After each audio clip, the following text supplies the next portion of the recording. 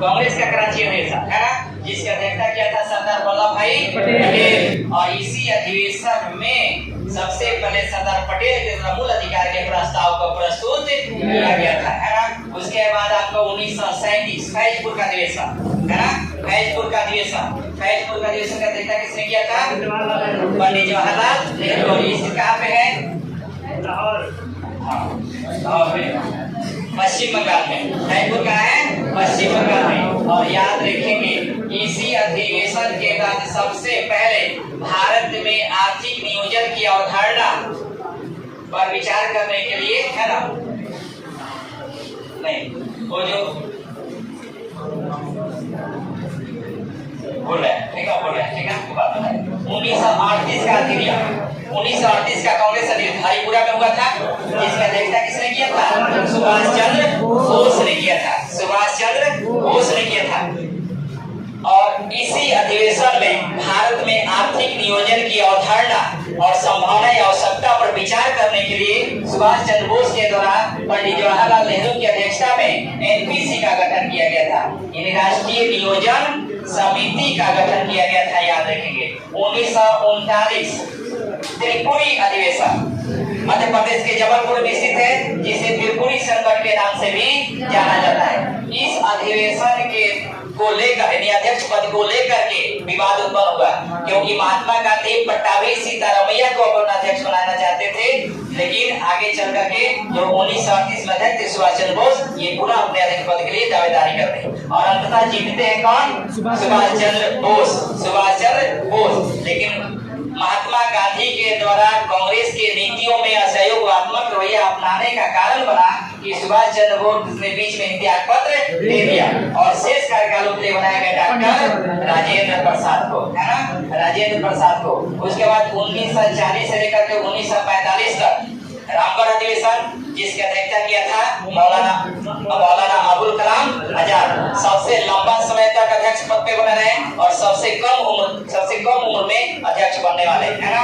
और याद रखेंगे स्वतंत्र भारत का पहला जो स्वतंत्रता के समय जो भारतीय राष्ट्रीय कांग्रेस के अध्यक्ष थे आचार्य जेबी कृपलानी थे, है ना, आचार्य जेबी कृपलानी। हालांकि 1947 के कांग्रेस के विशेष अधिवेशन भी हुई थी, जिसके अध्यक्षता पंडित डॉक्टर राजेंद्र प्रसाद ने किया था। लेकिन विशेष अधिवेशन को जोड़ा क्योंकि जो अधिवेशन होते हैं दिसंबर में होते थे और विशेष अधिवेशन बीच में हुआ करते थे। तो स्वतंत्रता के समय विशेष अधिवेशन की अध्यक्षता किया था डॉक्टर राजेंद्र प्रसाद, लेकिन पूर्ण स्वतंत्रता के समय अधिवेशन की अध्यक्षता किया था आचार्य जेबी कृपलानी, है ना। याद रखेंगे कांग्रेस आज की सबसे पुरानी पार्टी है और इस कांग्रेस को समाप्त करने का सुझाव किसने दिया था? महात्मा गांधी ने दिया था। और महात्मा गांधी कांग्रेस से त्याग पत्र कब दे दिए? 1934 में त्याग पत्र देने के बाद पुनः कांग्रेस को ज्वाइन नहीं किया, ठीक है ना, ये ध्यान रखिए। तो ये आपका पूरा भारतीय राष्ट्रीय कांग्रेस है। चलिए इसको लिखा देना होगा क्या? लिखा दे। चलिए देखेंगे 28 फरवरी 1885 भारतीय राष्ट्रीय कांग्रेस का स्थापना हो गया। लिखेंगे पहला पॉइंट इसमें लिखेंगे 28 फरवरी 1885 हो गया। इसके सामने भारतीय कांग्रेस की 28 दिसंबर 1885 भारतीय राष्ट्रीय कांग्रेस की स्थापना। पहला पॉइंट लिखेंगे लॉर्ड डफरिन के समय।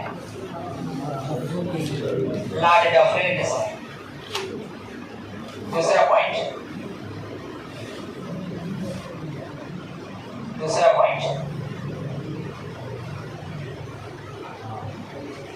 बंबई के गोकुलदास तेजपाल संस्कृत महाविद्यालय में गोकुलदास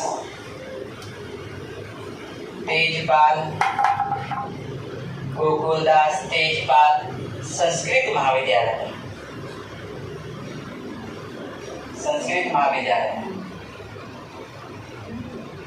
ओके, गोकुलदास तेजपाल संस्कृत महाविद्यालय। तीसरा नंबर पॉइंट प्रथम अध्यक्ष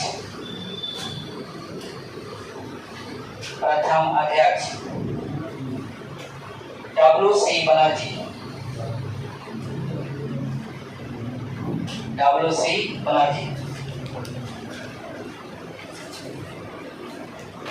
प्रथम सचिव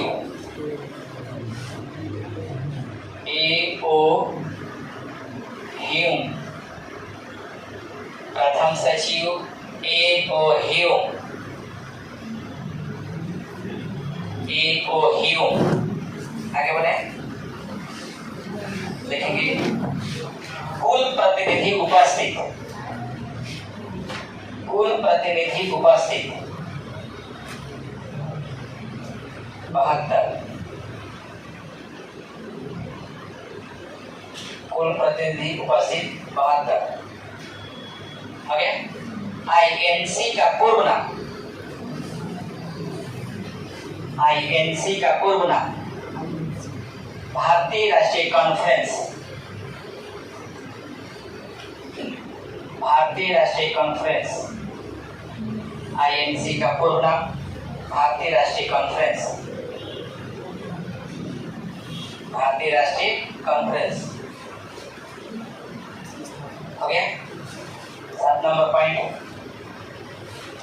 दादा भाई नौरोजी के सुझाव पर, दादा भाई नौरोजी के सुझाव पर, दादा भाई नौरोजी के सुझाव पर भारतीय राष्ट्रीय कांग्रेस किया गया। दादा भाई नौरोजी के सुझाव पर भारतीय राष्ट्रीय कांग्रेस किया गया, भारतीय राष्ट्रीय कांग्रेस किया गया, भारतीय राष्ट्रीय कांग्रेस किया गया। ओके, नेक्स्ट, कांग्रेस की स्थापना के समय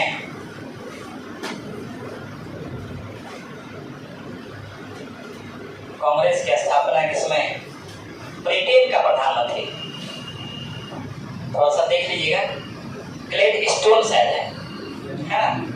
कांग्रेस की स्थापना के समय ब्रिटेन का प्रधानमंत्री ग्लैडस्टोन है ना, शायद देख लीजिएगा एक बार, है ना, जहां तक उम्मीद है यही है, ग्लैडस्टोन। आईएनसी की स्थापना के समय भारत का प्रधानमंत्री ग्लैडस्टोन। अब हेडिंग डालेंगे प्रमुख अधिवेशन, प्रमुख अधिवेशन, प्रमुख अधिवेशन। ओके, लिखेंगे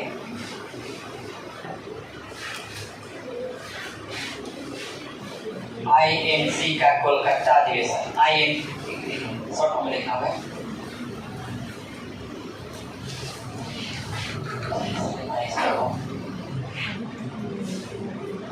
लिखेंगे आईएनसी कोलकाता, आईएनसी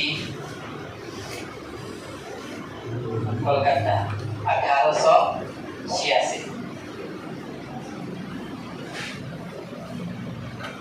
ओके, देखेंगे सामने दादा भाई नौरोजी,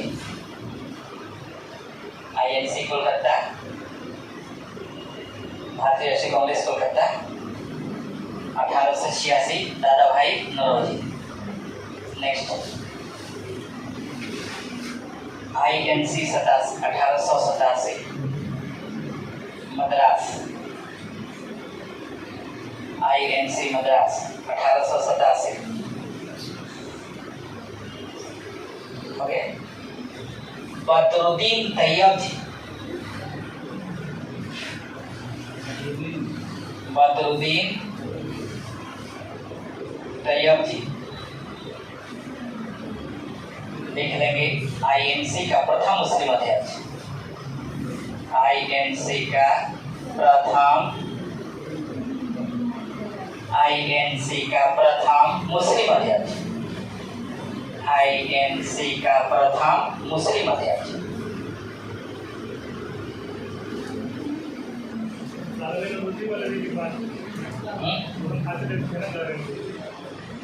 दादा भाई नौरोजी दिखा नहीं है, प्रथम लिख लीजिए, प्रथम फारसी अध्यक्ष। 4 जो हुए थे ना, 4 धर्म से हुए थे, है ना, एक क्रिश्चियन, एक पारसी, एक मुस्लिम और एक हिंदू, है ना। एक डब्ल्यू.सी. बनर्जी हिंदू, दादा भाई नौरोजी पारसी, मुस्लिम में आपको बदरुद्दीन जी और ईसाई या क्रिश्चियन में जाति हो गया, है ना। नेक्स्ट लिखेंगे, आगे भी हो गया ना, सदस्य हो गया ना। लिखेंगे 1888 का इलाहाबाद अधिवेशन, इस देखिए 1888 का इलाहाबाद अधिवेशन, 1888 का इलाहाबाद अधिवेशन। सामने करेंगे जॉर्ज यूले, जॉर्ज यूले 1888 का इलाहाबाद अधिवेशन, जॉर्ज यूले। लिख लेंगे प्रथम अंग्रेज या प्रथम यूरोपीय अध्यक्ष, प्रथम अंग्रेज या प्रथम यूरोपीय अध्यक्ष, प्रथम अंग्रेज या प्रथम यूरोपीय अध्यक्ष। इतना हो गया, इतना तक याद रखें। कुछ और पॉइंट यहाँ बता रहा हूँ मैं, याद रखिए क्या लिखा है, ठीक ना, समझिएगा। क्वेश्चन अगर आपके सामने आ जाए, भारत आने वाला प्रथम यूरोपीय राजदूत या विदेशी राजदूत तो किसे कहेंगे? क्वेश्चन सुनिए, क्लास में पढ़ रहे इसी हिसाब से मत बताइए। क्वेश्चन है भारत आने वाला प्रथम यूरोपीय या विदेशी राजदूत मेगास्थनीज कौन था? मेगास्थनीज, ये ध्यान देंगे, मेगास्थनीज भारत आने वाला प्रथम यूरोपीय या विदेशी राजदूत था। किसके दरबार में आया था? चंद्रगुप्त मौर्य के दरबार में आया था। किसका राजदूत था? सेल्यूकस निकेटर का राजदूत था, सेल्यूकस निकेटर का राजदूत था। यूनानी था ना, यूनानी यूरोप आ जाएगा कि नहीं, है ना, यूरोप। इसने भारत में आया तो एक पुस्तक लिखी थी जिसका नाम है इंडिका, लिखी थी, है ना, इंडिका लिखी थी, जिसका अंग्रेजी अनुवाद किया गया किसके द्वारा? मैक्रिंडल महोदय के द्वारा। अंग्रेजी अनुवाद किया गया मैक्रिंडल महोदय के द्वारा। ये याद रखिए, है ना, क्योंकि मेगास्थनीज ने ही भारतीय समाज को 7 वर्गों में विभाजित किया। क्या उधर नहीं चलता। तो भारत आने वाला प्रथम यूरोपीय राजदूत क्यों होगा? मेगास्थनीज। आप देखेंगे दूसरा पॉइंट, भारत आने वाला प्रथम अंग्रेजी यात्री, भारत आने वाला प्रथम अंग्रेजी यात्री, अंग्रेजी यात्री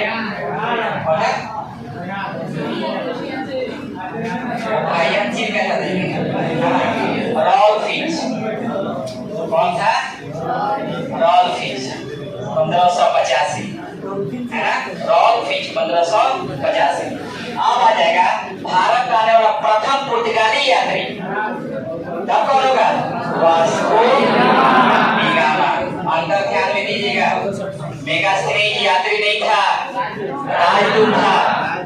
रॉल्फ फिच अंग्रेजी यात्री था, यूरोपीय था, लेकिन यूरोपीय में क्या था ये? अब यहाँ प्रथम यूरोपीय नहीं होगा क्योंकि ब्रिटेन भी यूरोप है ना।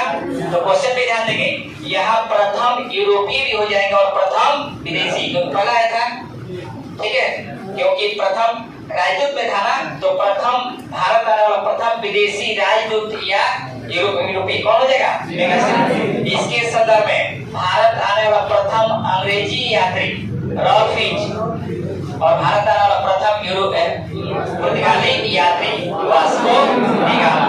जो वायुयान की बात करते हैं आप लोग, वह 399 से 414, 399 से 414 चंद्रगुप्त द्वितीय के समय में भारत आया था। चंद्रगुप्त द्वितीय के समय में भारत आया था। उसका वास्तविक नाम था कुंड था, वास्तविक नाम कुंड था।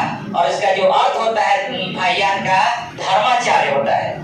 वायुयान का क्या अर्थ होता है? धर्माचार्य। लगभग 15 वर्षों तक भारत में रहा, है ना। और यहाँ पे एक पुस्तक लिखी थी जिसका नाम था फुक्यूकी, फुक्यूकी। और जब वापस गया तो ताम्रलिप्ति नामक बंदरगाह से वापस गया था। किससे?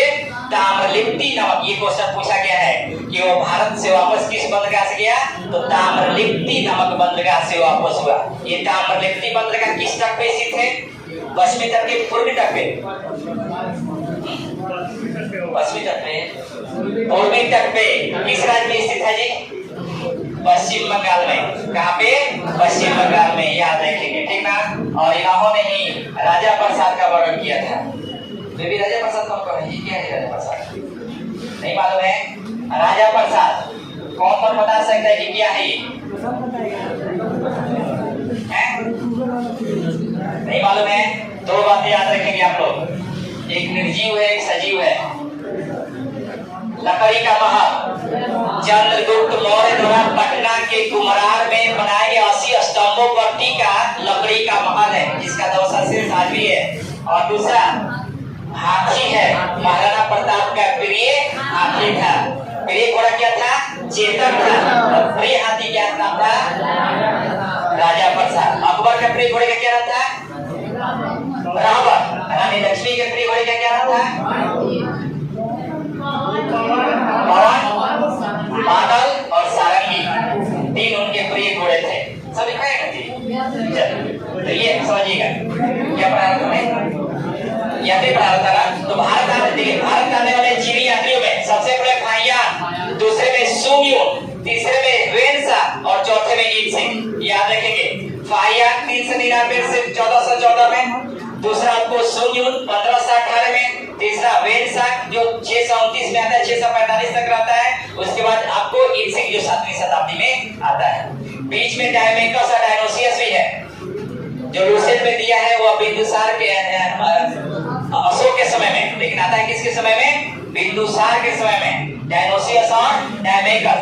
डायनोसियस आपको सीरियाई शासक एंटियोकस प्रथम का राजा था, और डायमेकस और डायनोसियस जो था वो मिस्र प्रदेश टॉलमी द्वितीय फिलाडेल्फस का राजा था। खैर आगे बढ़ते हैं। चलिए क्या से पढ़ा था? 1888 हो गया। लिखेंगे 1893। 1893 कांग्रेस का लाहौर अधिवेशन। कांग्रेस का लाहौर अधिवेशन, दादा भाई नौरोजी। कांग्रेस का लाहौर अधिवेशन, दादा भाई नौरोजी। ब्रैकेट में कर लेंगे, दूसरी बार अध्यक्षता। दूसरी बार अध्यक्षता हो गया। दूसरी बार अध्यक्षता क्या हो गया? कांग्रेस का लाहौर अधिवेशन 1893, कांग्रेस का लाहौर अधिवेशन, अध्यक्षता दादा भाई नौरोजी। दादा भाई नौरोजी, ठीक है। दूसरी बार अध्यक्षता हो गया। लिखेंगे 1896 का कोलकाता अधिवेशन। कोलकाता अधिवेशन, अध्यक्ष रहीमतुल्लाह सयानी। रहीमतुल्लाह सयानी। रहमतुल्लाह सयानी। रहमतुल्लाह सयानी। रहमतुल्लाह सयानी, हो गया ना? रहमतुल्लाह सयानी। लिखेंगे सर्वप्रथम राष्ट्रगान, राष्ट्रगीत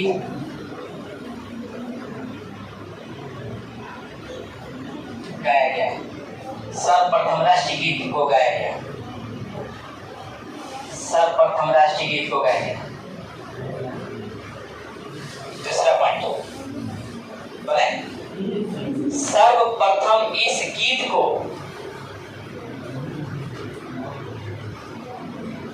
रविंद्रनाथ टैगोर ने गाया था।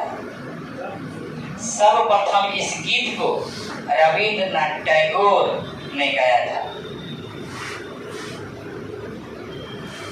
तीसरा पॉइंट बोले, राष्ट्रीय गीत का उल्लेख आनंद मठ में। राष्ट्रीय गीत का उल्लेख आनंद मठ में। आनंद मठ में हो गया। आनंद मठ में। चौथा नंबर पॉइंट लिखेंगे, जरा है आनंद मठ में लिखेंगे। आनंद मठ का लेखक, आनंद मठ का लेखक, आनंद मठ का लेखक बंकिम चंद्र चटर्जी। बंकिम चंद्र चटर्जी। आनंद मठ का लेखक बंकिम चंद्र चटर्जी। याद रखेंगे इसमें एक विद्रोह का उल्लेख मिलता है, लिखेंगे आनंद मठ में सन्यासी विद्रोह का उल्लेख, वर्णन, सन्यासी विद्रोह का वर्णन, सन्यासी विद्रोह का वर्णन, सन्यासी विद्रोह का वर्णन। बंकिम चंद्र चटर्जी ने और एक पुस्तक लिखी थी, देवी, लिख लेंगे चौधरानी, देवी चौधरानी, देवी चौधरानी, देवी चौधरानी। ओके। बंकिम चंद्र चटर्जी ने एक पत्रिका का भी संपादन किया था, क्या नाम है? बंग दर्शन, बंग दर्शन। ये बंकिम चंद्र चटर्जी द्वारा लिखा गया दो पुस्तक थे, एक आनंद मठ और दूसरा बंकिम चंद्र चटर्जी, ठीक है, देवी चौधरानी। ओके, आप देखेंगे। और इनके द्वारा एक पत्रिका का संपादन किया, क्या नाम है? बंग दर्शन। मैंने बताया राष्ट्रीय गीत, ये राष्ट्रीय गीत की अवधि कितने मिनट की होती है? 65 सेकंड। कितने सेकंड की होती है? 65 सेकंड की होती है। और राष्ट्रीय गीत को कब स्वीकार किया गया? 26 जनवरी 1950 को स्वीकार किया गया। राष्ट्रीय गीत को स्वीकार किया गया 26 जनवरी 1950। कुछ पूछ रहे बाबू? अच्छा, जगह क्या करते हैं? बैठे बैठे छोटे थे, क्या थोड़े थे? राष्ट्रीय गीत की जो अवधि आपका 65 सेकेंड है और इसको स्वीकार कब किया गया? 26 जनवरी 1950। कंप्लीट ना? चलिए आगे बढ़ते हैं।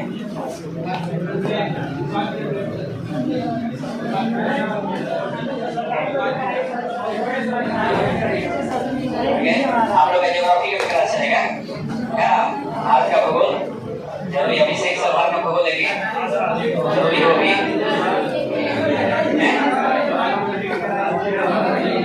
हिंदी आज बहुत ही थोड़ा सा रेस्ट में है, तबीयत खराब चल रहा है, इसलिए साढ़े 11 तक मैं लेता हूँ, उसको अभिषेक सर लगा देता हूँ। साढ़े 11 तक बैठी बैठी हो जाना क्या? अच्छा जाइए। हाँ, डेट को मत छोड़ दीजिएगा, आप लोग डेट पे चलाइएगा,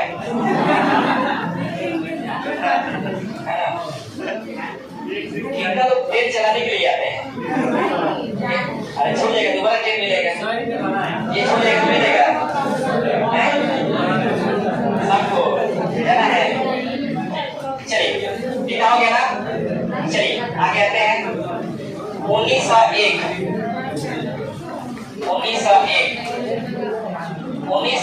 का कोलकाता अधिवेशन, 1901 का कोलकाता अधिवेशन, 1901 का कोलकाता अधिवेशन।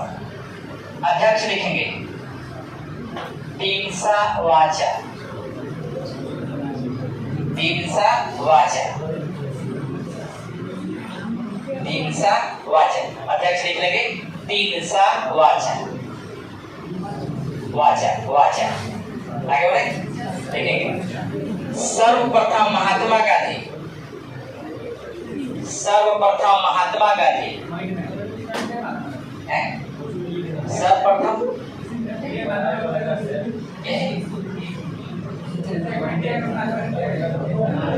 अभी लिखवाया रहता था ठोक दिए पीछे में, देखेंगे सर्वप्रथम महात्मा गांधी इस अधिवेशन में शामिल हुए, आए थे दक्षिण अफ्रीका से। अभी खुद मुझसे नहीं पढ़नी है गूगल, जाने के 1893 में जाने के बाद 1901 में आए थे और फिर गए थे, तब जाकर के लास्ट में अंतिम रूप से आए थे। देखेंगे सर्वप्रथम महात्मा गांधी इस अधिवेशन में भाग लिए, सर्वप्रथम महात्मा गांधी इस अधिवेशन में भाग लिए। 1906 का कोलकाता अधिवेशन, 1906 का कोलकाता अधिवेशन, 1906 का कोलकाता अधिवेशन। अध्यक्ष दादा भाई नौरोजी, अध्यक्ष दादा भाई नौरोजी, अध्यक्ष दादा भाई नौरोजी।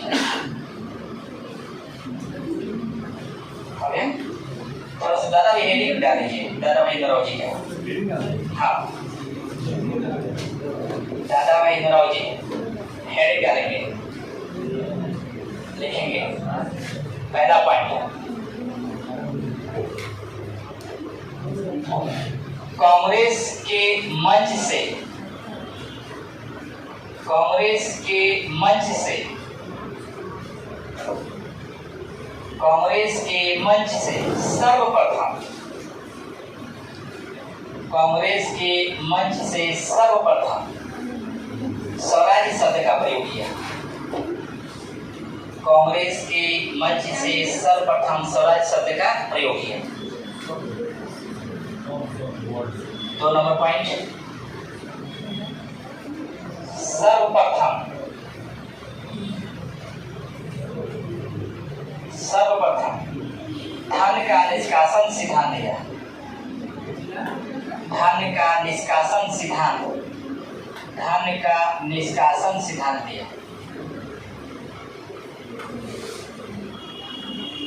धन का निष्कासन सिद्धांत दिया। 4 नंबर, 3 नंबर, सर्वप्रथम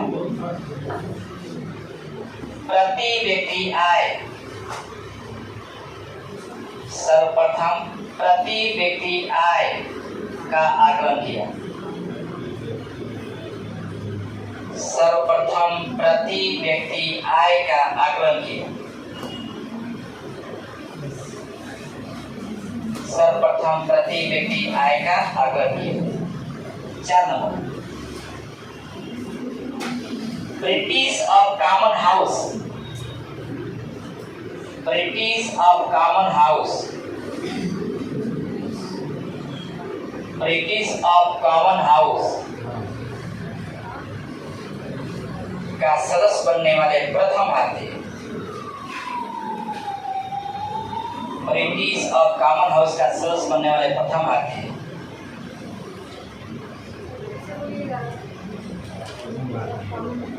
ब्रिटिश ऑफ कॉमन हाउस का सदस्य बनने वाले प्रथम भारतीय। ओके, 5 नंबर लिखेंगे, प्रसिद्ध लेख, प्रसिद्ध लेख इंग्लैंड, प्रसिद्ध लेख England debts to India, England debts to India, England DEBTS, England debts to India, ये का प्रसिद्ध लेख था। England debts to India. 6 नंबर में पुस्तक, पुस्तक poverty and on British, poverty and on British rule in India, poverty and on British rule in India, poverty and on British rule in India. Next, सर्वप्रथम ब्रिटिशों को अन ब्रिटिश कहा। सर्वप्रथम ब्रिटिशों को अन ब्रिटिश कहा।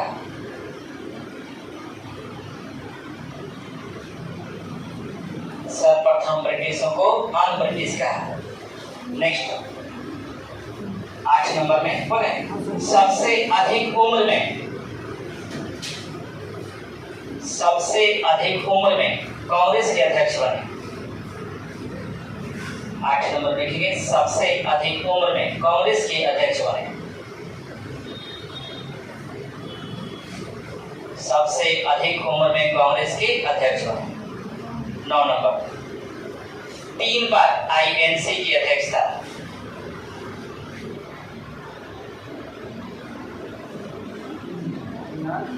3 बार आईएनसी की अध्यक्षता करने वाले दूसरे भारतीय।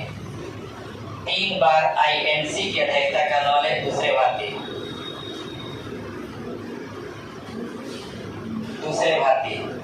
पहले पंडित जवाहरलाल नेहरू थे।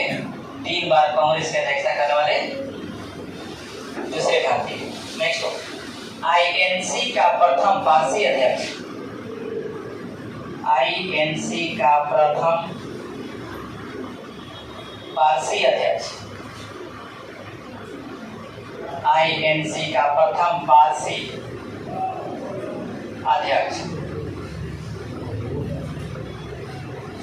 11 नंबर, पत्रिका रफ्त गुप्तार। रफ्त गुप्तार पत्रिका रफ्त गुप्तार। पत्रिका रफ्त गुप्तार, ओके, यानी रफ्त गुप्तार नामक पत्रिका का इन्होंने संपादन किया। उपनाम भारत का पायोवृत्त नेता, grand old man of India. दोनों में लिखेंगे, हिंदी और इंग्लिश दोनों में। Grand old man of India, Bharat का पायोवृत्त नेता। भारत का पायोवृत्त नेता, grand old man of India.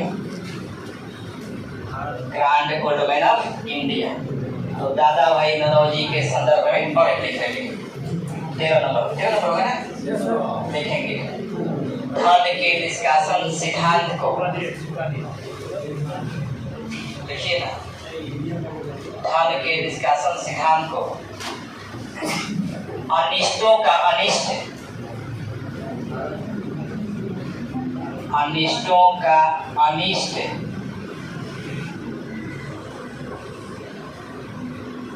Evils of evil की संज्ञा दी।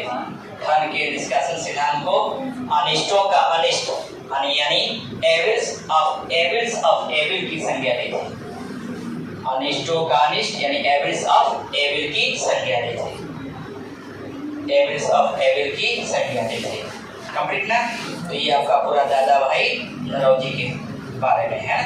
आगे बढ़े।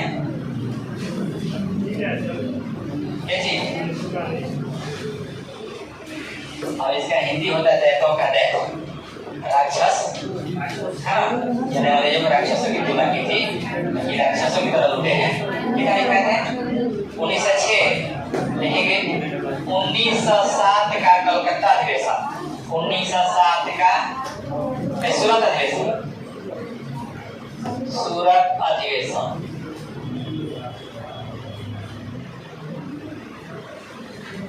उन्नीस का सूरत अधिवेशन। पहला पॉइंट देखिए, कांग्रेस का 23वां अधिवेशन।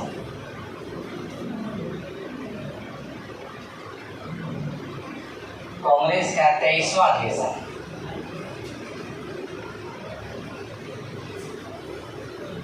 कांग्रेस का 23वां अधिवेशन। दूसरा नंबर पॉइंट, अध्यक्ष रास बिहारी बोस। रास बिहारी बोस। रास बिहारी बोस। घोष है ना? घोष को दिल्ली बम कांड वाले हैं 1912 वाला, ठीक है? रास बिहारी घोष लिखेंगे।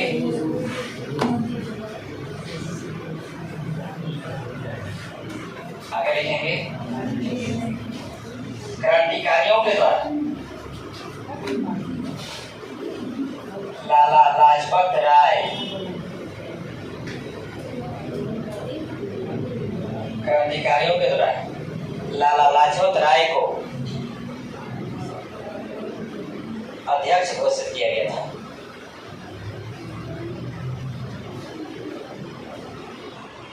चौथा नंबर पॉइंट है, कांग्रेस में पहला विभाजन। कांग्रेस में पहला विभाजन गरम दल। जब गरम दल लिखेंगे ना तो ब्रैकेट में लिखेंगे परिवर्तनवादी। गरम दल ब्रैकेट में करेंगे कांग्रेस में पहला विभाजन। ओके, एक नंबर गरम दल ब्रैकेट में करेंगे परिवर्तनवादी, और 2 नंबर में लिखेंगे नरम दल। नरम दल अपरिवर्तनवादी, अपरिवर्तनवादी है ना। गरम दल वाले परिवर्तनवादी कहलाए और नरम दल वाले अपरिवर्तनवादी कहलाए। ठीक है, अब है करेंगे 1911 का कोलकाता अधिवेशन। 1911 का कोलकाता अधिवेशन। 1911 का कोलकाता अधिवेशन।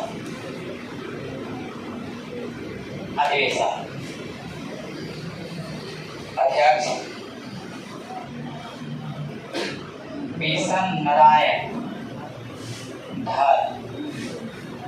अध्यक्ष बिशन नारायण धर।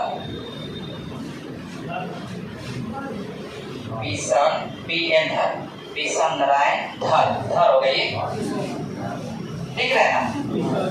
बिशन नारायण धर देखेंगे। सर्वप्रथम इसी अधिवेशन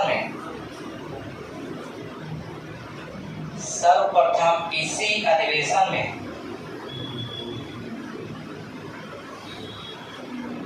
धन के निष्कासन सिद्धांत को, सर्वप्रथम इसी अधिवेशन में धन के निष्कासन सिद्धांत को मान्यता प्रदान की गई। धन के निष्कासन सिद्धांत को मान्यता प्रदान की गई, यानी कांग्रेस के मंच से स्वीकार किया गया दादा भाई नरौजी के धन निष्कासन सिद्धांत को।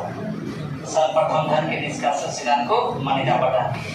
तीसरा नंबर पॉइंट, सर्वप्रथम राष्ट्रगान। सर्वप्रथम राष्ट्रगान गाया गया। सर्वप्रथम राष्ट्रगान गाया गया।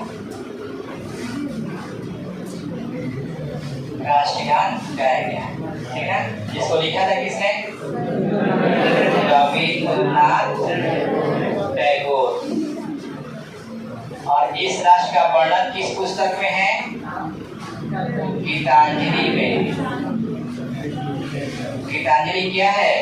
गीतों का संग्रह है।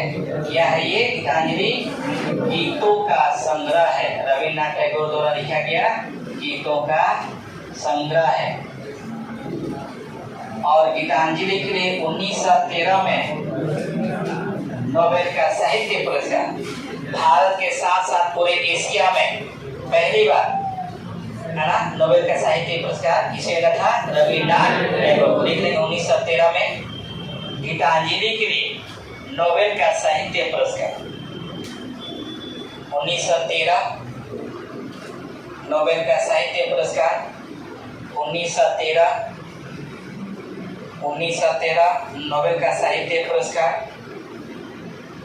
नोबेल का साहित्य पुरस्कार 1913 हो गया। लेकिन राष्ट्रगान की अवधि, राष्ट्रगान की अवधि कितना मिनट है? 52 सेकेंड। शॉर्ट फॉर्म में गाएंगे तो 20 सेकेंड है ना, है ना। कितना हो गया इसका? 52 सेकेंड में, है ना। ये आपका था क्या? कोलकाता का 1911 का कोलकाता अधिवेशन। अब है निकालेंगे 1912 का बांकीपुर अधिवेशन। 1912 का बांकीपुर अधिवेशन। 1912 का बांकीपुर अधिवेशन। 1912 का बांकीपुर अधिवेशन हो गया। अध्यक्ष लिखेंगे R.N. माधोलकर। R.N. माधोलकर। R.N. माधोलकर पहला पॉइंट। दूसरा पॉइंट बिहार में हुआ आईएनसी का प्रथम अधिवेशन। बिहार में हुआ आईएनसी का प्रथम अधिवेशन। बिहार में हुआ आईएनसी का प्रथम अधिवेशन। बिहार में हुआ आईएनसी का प्रथम अधिवेशन। तीसरा पॉइंट, सर्वप्रथम दादा भाई नौरोजी, सर्वप्रथम दादा भाई नौरोजी इस अधिवेशन में भाग लिया। समझ आता है? पंडित जवाहरलाल नेहरू सर्वप्रथम, अब देते हैं, ठीक है।